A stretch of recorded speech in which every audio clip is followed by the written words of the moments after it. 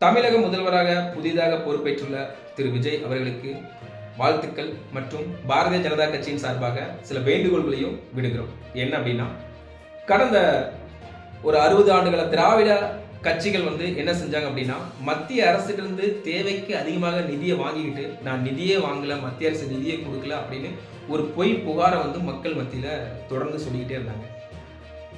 கிட்டத்தட்ட மத்திய அரசு நம்மளோட பாரதிய ஜனதா கட்சி பார்த்தீங்கன்னா கடந்த 10 ஆண்டுகளில் மட்டும் 15 லட்சம் கோடி தமிழக அரசுக்கு நிதி கொடுத்துருக்கு. ஆனா இந்த கையாளாகாத அரசு என்ன பண்ணாங்க அப்படின்னா, திறனற்ற திமுக அரசு பொய் புகார்கள் தான் சொல்லிக்கிட்டு இருந்தாங்க. என்ன அப்படின்னா, மத்திய அரசு நிதி கொடுக்கல அப்படின்னு.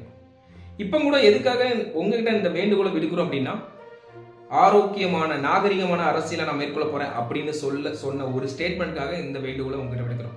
என்ன அப்படின்னா, அனைத்து நியாய விலை கடைகளிலும் முன்னாள் முதல்வர்களோட போட்டோ மட்டும் தான் இருந்து முன்னால. ஆனா இனி பாரத பிரதமரோட படம் இடம்பெறணும்.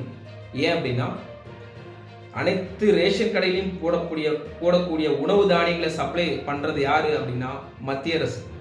அதுக்கு முழுமையா நிதி பகிர்வு கொடுக்கறது யாருன்னா மத்திய அரசு. அதனால நிச்சயமா பாரத பிரதமரோட படம் நிச்சயம் இடம்பெறணும் அப்படிங்கிறது ஒரு வேண்டுகோளா விடுக்கிறோம்.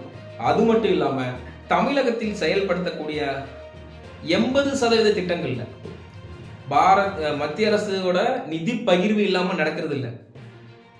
இப்போ ஒரு 60% நிதி யாரு கொடுக்குறா அப்படின்னா மத்திய அரசு கொடுக்குது. மீதி 40% தான் மாநில அரசு கொடுக்குது. எந்த ஒரு திட்டங்கள் செயல்படுத்தினாலும் சரி. அதுக்கு சில உதாரணங்கள் சொன்னோம் அப்படின்னா, ஆவாஸ் யோஜனா அப்படின்னா பேரை மட்டும் மாற்றிக்கிட்டாங்க.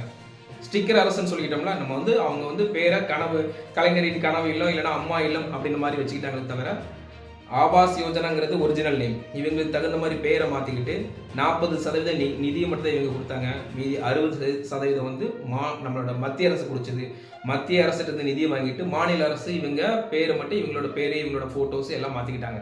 இது வீடு கட்டுற திட்டத்துக்கு. அதே மாதிரி குடிநீர் திட்டம், ஜல் ஜீவன் மிஷன் அப்படின்னு ஒரிஜினல் பேர்ல இருந்து இவங்களுக்கு தகுந்த மாதிரி ஒரு பேரை வச்சுக்கிட்டாங்க. போட்டோஸ் இவங்களோட போட்டோஸ் போட்டுக்கிட்டாங்க. அதே மாதிரி அம்ரூட் திட்டம், அதாவது இந்த பார்க்லாம் நீங்க அங்கங்க பார்த்துருப்பீங்க.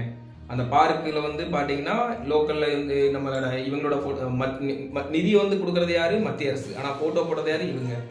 அதே மாதிரி கிராமப்புற சாலை மேம்படுத்தல் திட்டம், அங்கேயும் நீங்கள் போகிற வயக்காடாகட்டும் தோட்டங்களாகட்டும் அங்கெல்லாம் பார்த்துக்கிட்டிங்கன்னா சாலைகள் போட்டிருப்பாங்க. அங்கே யார் போட்டோ, பழைய முதல்வரோட ஃபோட்டோ இருக்கும்.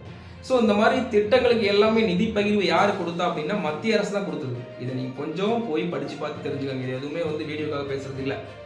அப்போ இந்த மாதிரி நிதியை மட்டும் மத்திய அரசுட்டு வாங்கிக்கிட்டு பேர் மட்டும் நீங்கள் உங்கள் பேர் போடுறது நியாயமா அப்படின்னா நாங்கள் பல முறை புகார் அளித்தோம், மனு கொடுத்தோம். அதை ஏற்றுக்கொள்ளப்படலை.